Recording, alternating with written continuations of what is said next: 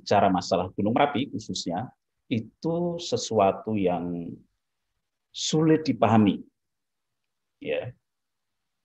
Tetapi lebih sulit lagi memahamkan kepada orang lain, khususnya kepada masyarakat yang tinggal di kawasan rawan bencana. Oleh sebab itu, pada hari ini siaran informasi BPPTKG tidak mengambil porsi yang sulit-sulit itu, tetapi kita mencoba menjembatani dalam hal penyampaian informasi sesuatu yang supaya mudah dipahami seperti apa. Oleh sebab itu, pada siaran kali ini kita mengambil tema Catur Gotro ngadepi bebaya Gunung Merapi, sebuah literasi kebencanaan yang sederhana dalam upaya pengurangan resiko bencana. Ya. Ya. Ya. Ya. Saya mulai dari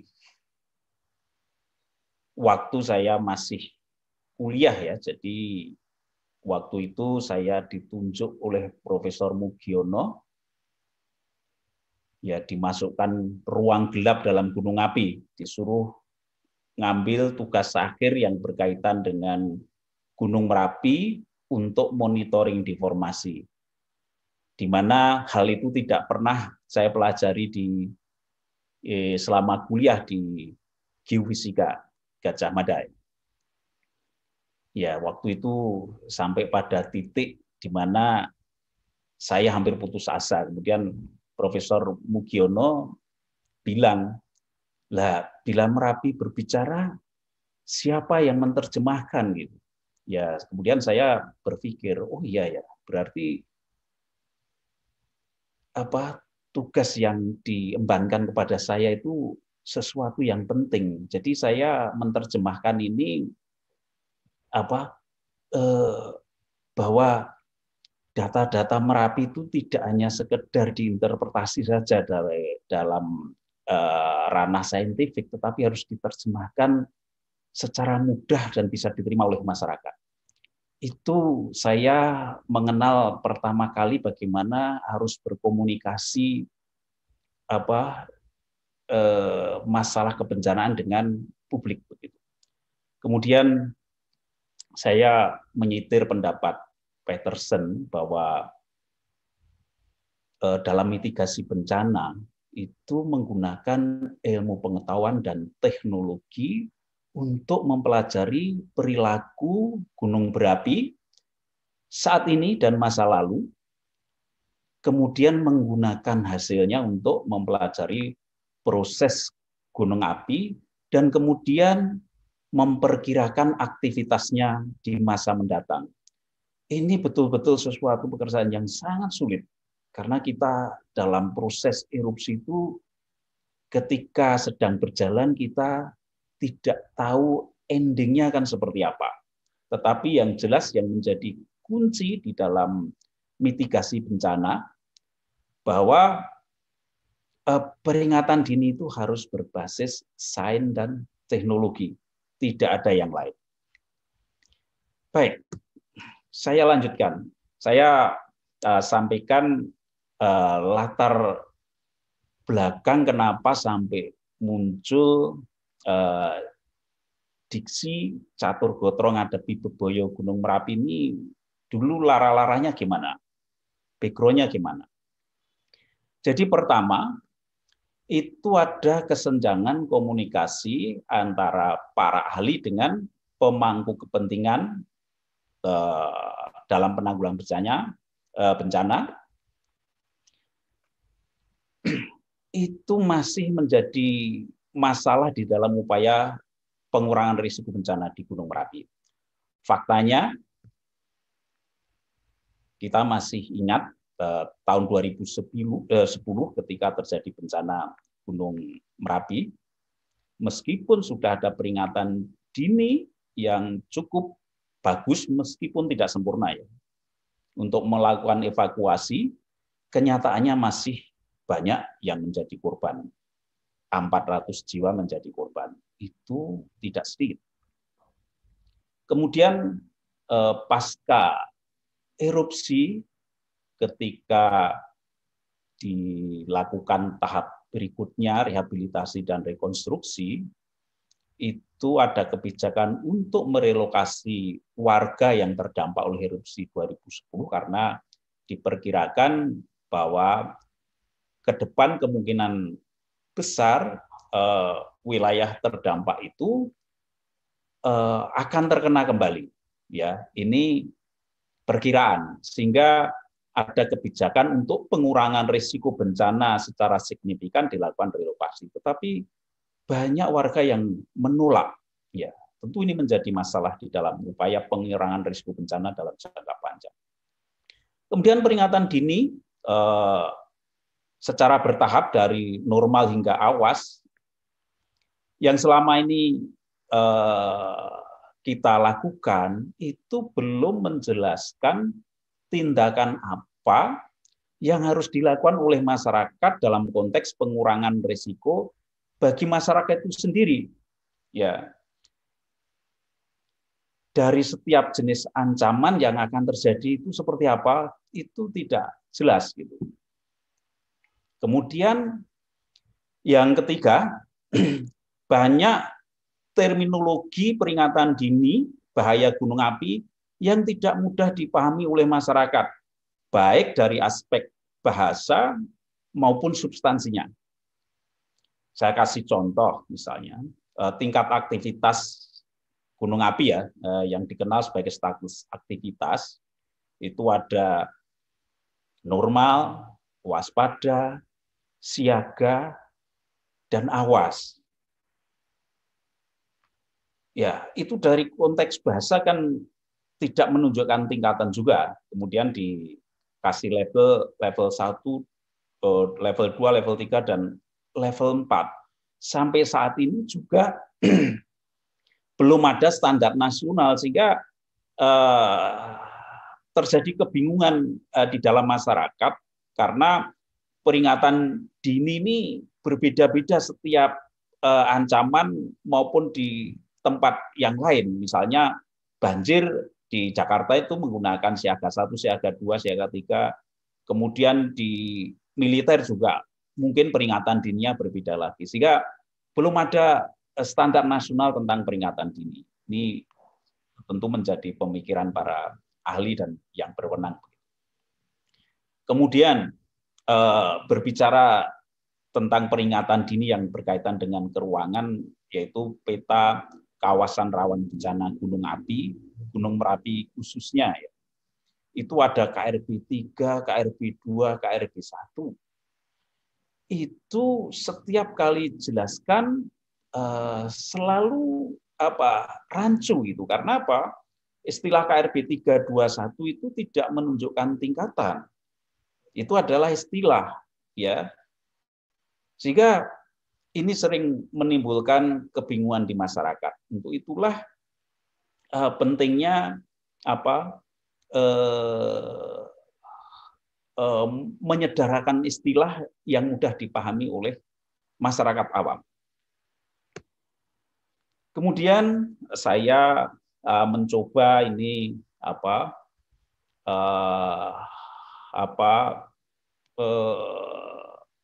di mana sih peran ahli di dalam komunikasi bencana gunung api ini. Saya menyitir dari pendapat Robert Tilling tahun 2003.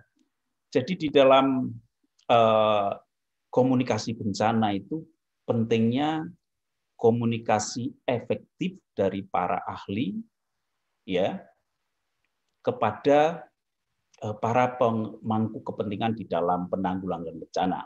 Kalau dalam tata kelola mitigasi bencana saat ini ya antara ahli dengan unsur-unsur pelaksana di dalam penanggulangan bencana. Ya, di dalam kontens komunikasinya itu para ahli ya mempelajari studi dasar gunung berapi itu mulai dari proses magmatisnya seperti apa, proses letusannya seperti apa, periode letusannya secara statistik seperti apa, dan fenomena yang terkait dengan letusan seperti apa dan sebagainya, termasuk di dalam pengembangan aspek teknologinya. Semuanya tujuannya adalah untuk pemahaman sistem gunung api itu sendiri. Ya, dalam ranah itu, ya itu para peneliti baik dari lembaga lain seperti LIPI, BPPT, perguruan tinggi dan sebagainya bisa melakukan, ya itu untuk memahami perilaku letusan masa lalu saat ini dan untuk pemetaan geologi dan sebagainya. Kemudian kalau sudah masuk di dalam peringatan dini bahaya, ini Badan Geologi lah yang mempunyai kewenangan untuk membuat pertama perkiraan bahayanya seperti apa, penilaian bahaya dan resikonya bagaimana, kemudian juga peringatan dininya seperti apa. Itu disampaikan kepada unsur pelaksana agar bisa dilakukan tindakan-tindakan untuk mengurangi resiko bencana di masa mendatang yang sifatnya jangka panjang melalui penataan ruang, kemudian yang sifatnya jangka menengah itu melalui penyusunan rencana kontingensi, dan juga dalam jangka pendek adalah untuk manajemen pengungsian. Sekali lagi ini butuh komunikasi efektif antara para ahli dengan para pemangku kepentingan di dalam penanggulangan bencana. Jadi dalam sistem penyebaran informasi Gunung Merapi itu ada sumber, ada target, kemudian ada medianya. Sekarang media sudah berkembang sangat pesat. Tetapi yang terpenting di dalam penyampaian informasi adalah kontennya apa, ya. Kemudian targetnya siapa, ini penting, ya. Kontens itu meliputi saat ini ya aktivitas vulkanik Gunung Merapi itu seperti apa, perkembangannya itu saat ini disampaikan melalui berbagai media ya. Kemudian peringatan dininya bagaimana, dan juga perkiraan wilayah rawan bencana. Itu kontennya. Kemudian targetnya siapa, ya. Target di dalam penyampaian informasi kebencanaan Gunung Merapi itu pertama adalah pemangku kepentingannya, pertama masyarakat yang tinggal di rawan bencana, itu yang menjadi target utama. Ya. Kemudian instansi terkait dengan penanggulangan bencana itu mulai dari di tingkat pusat BNPB, di tingkat daerah BPBD, baik tingkat provinsi maupun tingkat kabupaten. Kemudian juga lembaga-lembaga yang mengurus langsung, mempunyai tugas fungsi langsung terhadap Gunung Merapi, mulai Taman Nasional Gunung Merapi, Balai Besar Wilayah Serayu Opak, Kementerian PU, dan sebagainya. Kemudian yang lebih penting lagi adalah otoritas penerbangan dan bandara. Jadi beginilah alur informasi Gunung Merapi. Jadi BPPTKG di bawah PVMBG, Badan Geologi Kementerian SDM itu menjadi pusatnya, sumber informasinya. Jadi objeknya adalah Gunung Merapi. Dalam hal ini lembaga-lembaga penelitian sekali lagi bisa melakukan penelitian dan penyelidikan yang berkait dengan ancaman bencana Gunung Merapi, yaitu baik yang internasional maupun di level nasional seperti saat ini. Tetapi hasilnya adalah harus disampaikan kepada lembaga yang berwenang, dalam hal ini Badan Geologi Kementerian SDM, kemudian disampaikan kepada masyarakat supaya informasi ini tidak rancu dan mudah dipahami oleh masyarakat. Ya. Kemudian, ya ini dalam hal penyampaian informasi itu sebenarnya bagaimana sih evolusi pemahaman masyarakat terhadap Gunung Merapi ini. Saya mencoba agak lebih luas lagi apa ya, bagaimana dulu nenek moyang kita memahami Gunung Merapi sampai saat ini perkembangannya seperti apa. Jadi awal peradaban Jawa ini kalau saya baca sejarah itu dimulai abad ke-8 ya. Jadi pada saat itu orang memahami Gunung Merapi itu sebagai pusat spiritual karena dulu mayoritas kita adalah beragama Hindu yang beraliran Siwa ya. Jadi yang dipilih gunung api yang aktif dalam hal ini Merapi gitu. Kemudian ini dibuktikan dengan banyaknya peninggalan candi-candi itu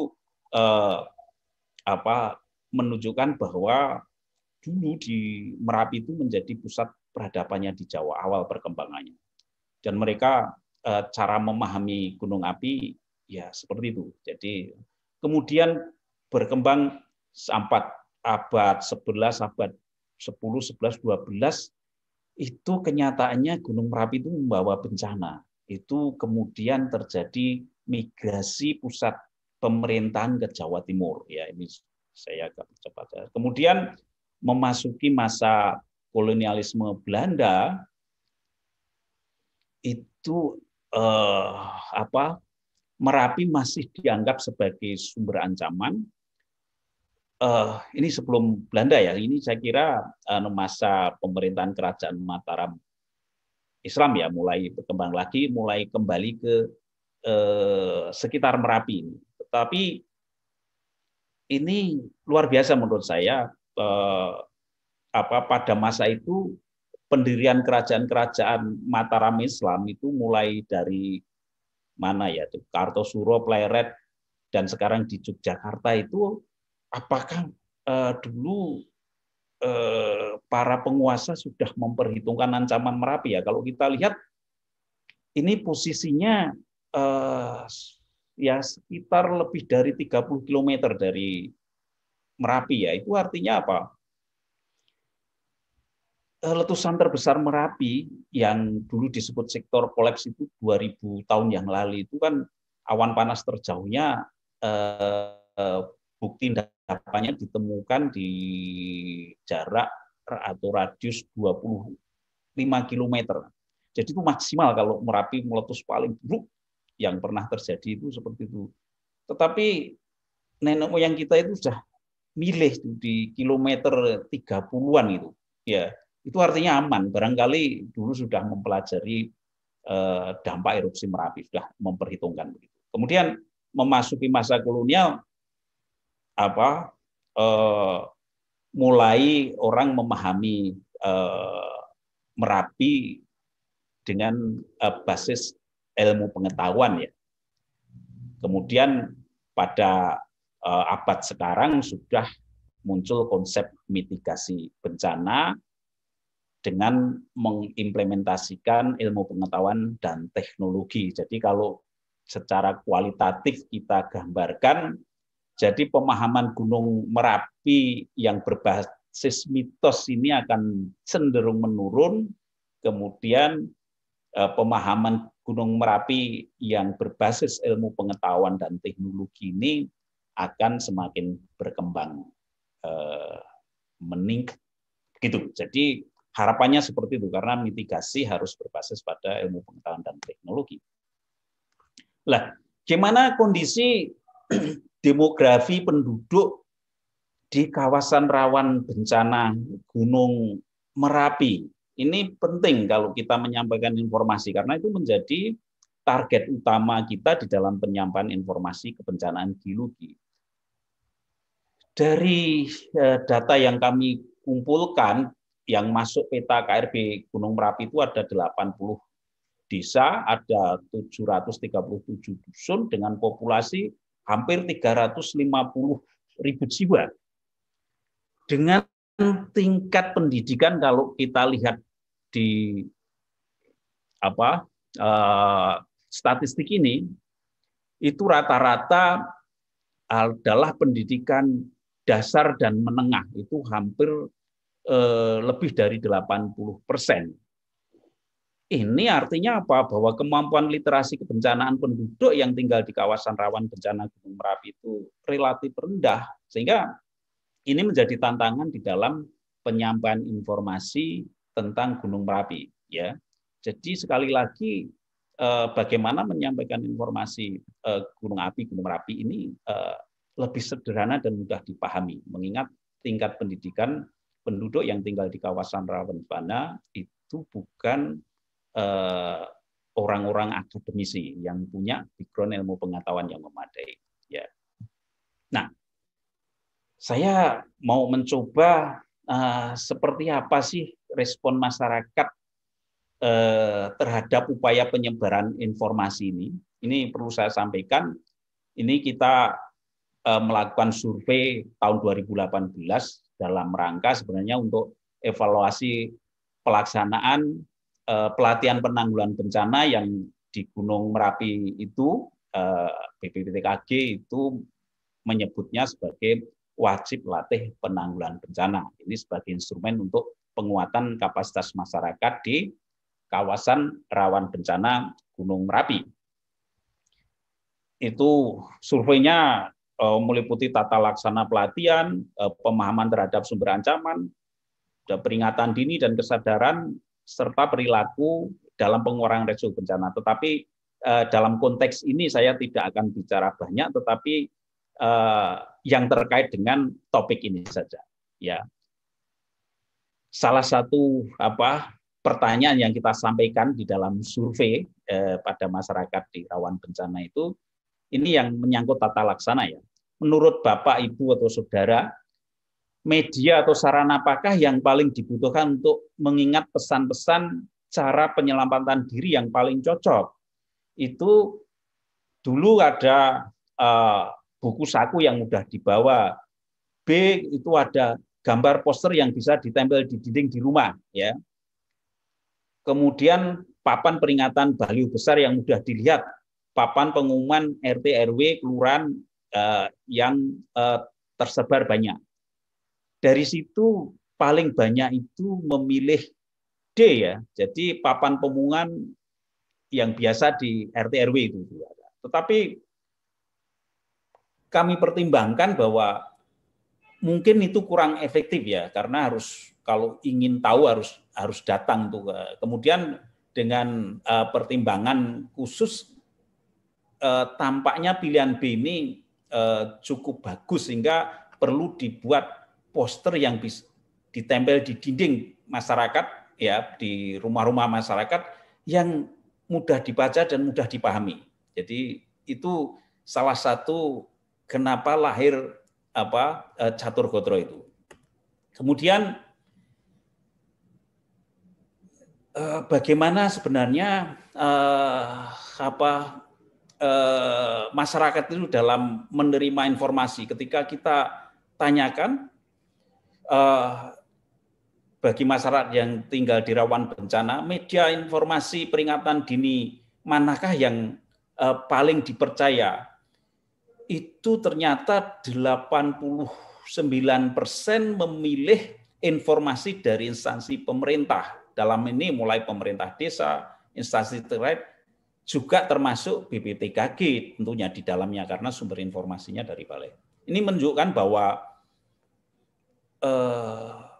pertemuan tatap muka langsung itu di dalam mitigasi bencana, upaya pengurangan risiko bencana itu masih tetap diperlukan meskipun sudah ada media sosial yang sangat masif. Kemudian sebenarnya bagaimana sih pemahaman masyarakat di rawan bencana itu terhadap fenomena erupsi gunung api itu? Saya mencoba membuat pertanyaan di dalam survei berdasarkan pengalaman Bapak Ibu Saudara yang tinggal di lereng Gunung Merapi, bagaimana ancaman letusan mendatang gitu. Pilihan A itu bila kita berbuat baik tidak akan terjadi letusan. Itu yang memilih 20%. Itu artinya apa? Bahwa kalau pilihan A itu artinya orang memahami bencana itu dari aspek spiritualitas gitu. Kemudian kita kasih pilihan B, letusan tetap akan berulang, itu 50%. Itu artinya apa? 55% itu kalau memahami proses ada perulangan dan mereka meyakini itu pikirannya rasional. Begitu. Kemudian pilihan C, tergantung penunggu yang bau rekso Merapi. Ini masyarakat cara memandang bencana ini dengan sisi metafisik atau mistis. Itu ternyata masih ada 5%. D tidak tahu, pasrah saja itu 20%. Itu artinya apa? Antara A dan D ini orang pasrah itu biasanya memahami bencana dari aspek spiritual gitu. Jadi begitu. Jadi yang 50% ini lebih berpikir rasional. Itu menurut hasil survei dan interpretasi kita, ya. Sehingga potret inilah yang harus kita pahami bagaimana kita berkomunikasi dengan warga yang tinggal di rawan bencana. Strateginya seperti apa? Nah, kemudian dari evaluasi itu lahirlah diksi penyampaian informasi yang kita sebut sebagai catur gotro ngadepi beboyo, ya, Gunung Merapi. Ya, ini tidak lepas dari proses evaluasi pelaksanaan wajib latih. Kenapa dulu sampai muncul catur gotro ngadepi beboyo? Ini saya mencoba memahami peringatan dini Gunung Merapi dari aspek waktu dan ruang. Itu sangat rumit kalau kita buat metrik seperti ini. Jadi ini yang mendatar ini adalah peringatan dini temporal yang bersifat waktu ya, temporal, dari normal, waspada, siaga, awas. Kemudian kita kombinasikan dibuat metrik KRB 1, KRB 2, KRB 3 ini juga peringatan dini dari aspek ruangan. Kemudian kita bikin metrik kalau normal di KRB 1 harus seperti apa, kemudian sampai pada yang terakhir kalau awas bagaimana gitu. Masing-masing KRB 1, 2, dan 3 apa yang harus dilakukan. Ternyata ini tampaknya sederhana tetapi tidak mudah dipahamkan kepada masyarakat yang tinggal di rawan bencana. Sehingga perlu pemikiran yang seperti apa sih yang mudah dipahami. Lahirlah itu catur gotro ngadepi beboyo. Jadi catur itu 4, gotro itu artinya kumpulan kalimat ya. Dalam bahasa Jawa itu kumpulan ukoro, kalimat yang bermakna. Kemudian dalam satu gotro itu punya makna tersendiri. Sehingga masing-masing tingkatan itu kita terjemahkan menjadi tindakan-tindakan yang berkaitan dengan pengurangan risiko bencana. Pertama, normal. Jadi ini menggambarkan bahwa sebenarnya normal itu Gunung Merapi itu kan masa normalnya lebih panjang, sehingga masyarakat sebenarnya bisa menggunakan mengeksploitasi sumber daya gunung api atau Gunung Merapi itu dengan leluasa. Sehingga dalam kondisi normal masyarakat bisa melakukan kegiatan sehari-hari. Jadi ada peta KRB atau tidak, mereka bisa melakukan selama itu masih normal. Ikuti sosialisasi pelatihan penanggulangan bencana Gunung Merapi. Karena tinggal di rawan bencana harus mengikuti pelatihan penanggulangan bencana. Makanya di dalam programnya kita sebut sebagai wajib latih penanggulangan bencana. Ikuti informasi resmi Gunung Merapi. Karena tinggal di rawan bencana ya harus dapat informasi yang aktual. Nah, simpan harta dan surat-surat penting atau berharga di tempat yang aman, ini penting ya. Karena tinggal di rawan bencana, ini untuk pendataan bila terjadi bencana itu akan menjadi lebih mudah kalau setiap warga punya catatan.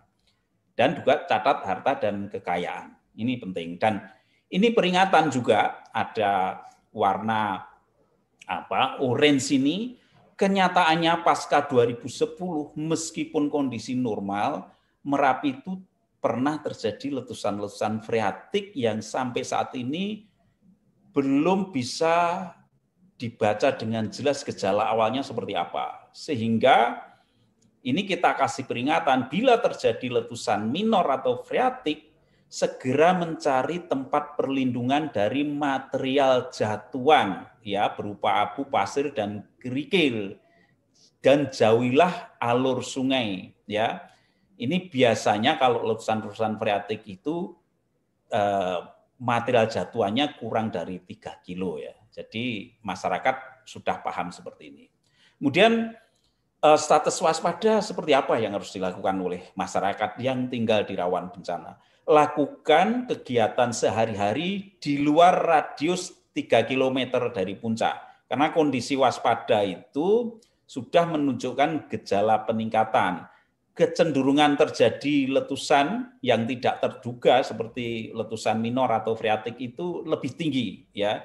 Sehingga ini sudah dipatok jangan memasuki wilayah radius 3 km dari puncak. Kemudian ikuti informasi resmi perkembangan aktivitas Gunung Merapi, kumpulkan surat-surat penting dan siapkan dalam satu tempat. Ya, ini supaya mudah dijangkau dan mudah didata. Ikuti sosialisasi dan pelatihan penanggulangan bencana. Jadi dalam status waspada ini BPBTKG biasanya melakukan kegiatan penanggulangan bencana, pelatihan penanggulangan bencana WLPB secara intensif ya. Kemudian pahami lokasi titik kumpul dan tempat evakuasi. Ini sudah dipraktekkan atau disimulasikan di dalam pelatihan penanggulangan bencana ya. Sekali lagi ada peringatan bila terjadi letusan minor atau freatik, segera mencari tempat perlindungan dari material jatuhan. Nah, kalau status siaga seperti apa gitu? Ya, seperti saat ini Merapi statusnya siaga. Jangan melakukan kegiatan di tempat berbahaya sesuai yang direkomendasikan oleh BPBTKG. Sekarang status siaga radius bahayanya 5 km ya. Kita sarankan masyarakat tidak masuk di radius 5 km karena itu berbahaya begitu. Dahulukan evakuasi di kawasan rawan bencana 3 khususnya kelompok rentan ya. Ya, seperti saat ini dilakukan oleh para pemangku kepentingan dalam hal ini BPBD kabupaten yang ada di sekitar Merapi. Amankan surat-surat penting dan berharga. Ya, ini sudah mulai kritis ya harus dicek ulang gitu.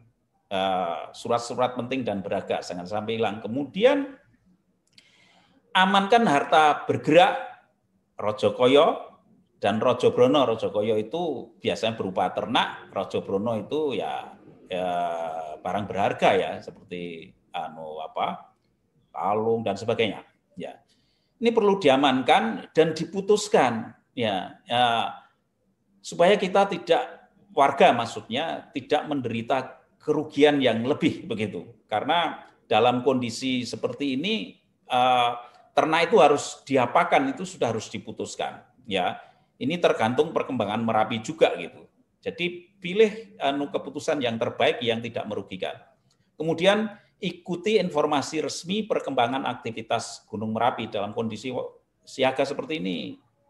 Informasi terus ya karena Merapi bisa berkembang cepat begitu.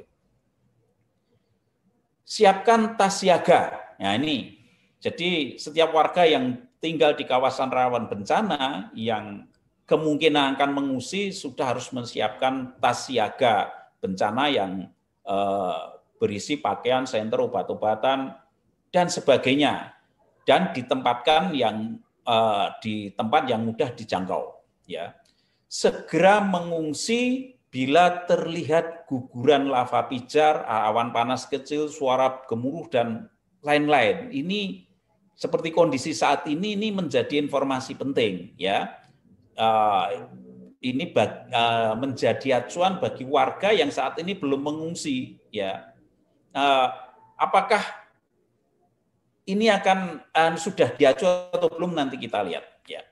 Kemudian kalau status sudah awas, itu wajib mengungsi bagi warga di KRB 3 yang wilayahnya diperkirakan terlanda awan panas. Ya, ini tergantung sifat letusannya kan seperti apa. Ya, nanti BPPTKG tentu akan memberi rekomendasi yang lebih presisi karena kemungkinan tidak setiap wilayah KRB 3 meskipun statusnya awas harus mengungsi, tetapi ini perhitungannya cermat. Tetapi kalau lebih aman ya langsung mengungsi lebih bagus ya. Tetapi implikasinya tentu dengan pembiayaan ya secara operasional.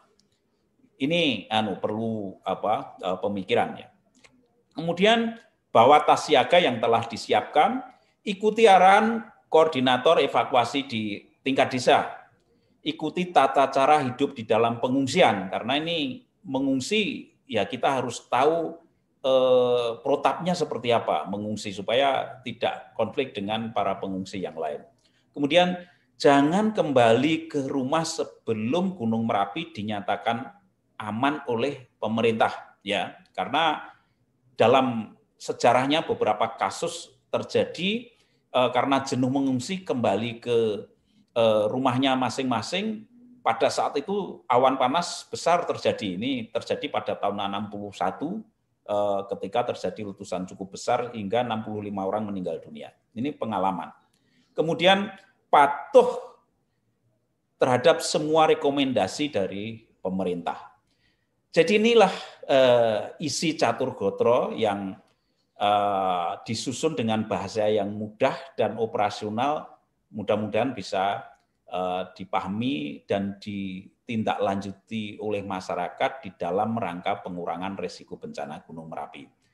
Ini apakah catur gotro ini diikuti oleh warga atau tidak sebenarnya?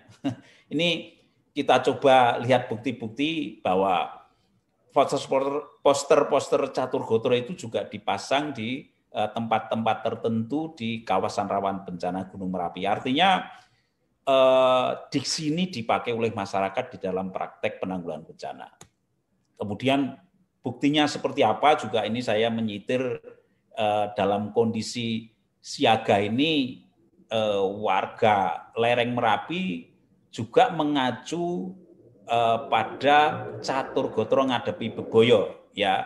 Ini warga belum mengungsi kecuali yang rentan ya. Dan mereka tampaknya juga tidak panik juga ketika status siaga. Jadi menjadi pertimbangan belum mengungsi. Ini saya sitir dari Harian Tribun Jogja, kemudian dari Harian Merdeka juga warga mereka mengacu catur gotro itu, mereka belajar mengenali Merapi yang diterjemahkan dalam catur gotro ngadepi beboyo Gunung Merapi. Jadi sampai saat ini mereka belum mengungsi karena belum melihat guguran lava pijar. Jadi inilah diksi catur gotro ngadepi beboyo Gunung Merapi ini sebagai salah satu literasi kebencanaan Gunung Merapi yang sederhana yang digunakan untuk masyarakat di dalam upaya pengurangan risiko bencana. Jadi sekali lagi sebagai penutup bahwa dalam mitigasi bencana gunung api, khususnya Gunung Merapi, penyebaran informasi itu memegang peranan penting dalam upaya pengurangan risiko bencana, baik pada saat tidak ada bencana maupun pada saat tanggap darurat. Ya, dibutuhkan komunikasi efektif antara para ahli gunung api dengan para pemangku kepentingan di dalam penanggulangan bencana. Yang kedua, informasi peringatan dini bahaya Gunung Merapi harus dibuat dalam bahasa yang sederhana, mudah dipahami, dan perlu dilengkapi dengan langkah-langkah praktis terkait dengan pengurangan risiko bencana. Poster catur gotro ngadepi beboyo Gunung Merapi itu sebagai langkah awal dalam literasi kebencanaan. dalam era informasi digital saat ini, tahapan peringatan dini dalam catur gotro ini bisa dibuat animasinya, begitu ya, agar lebih mudah dipahami oleh masyarakat dan bisa disebarluaskan melalui media sosial. Saya kira itu sekelumit siaran informasi BPPTKG. Terima kasih atas perhatiannya. Semoga ini bermanfaat bagi masyarakat, khususnya masyarakat yang tinggal di kawasan rawan bencana Gunung Merapi. Salam sehat, salam tangguh bencana. Terima kasih. Wassalamualaikum warahmatullahi wabarakatuh.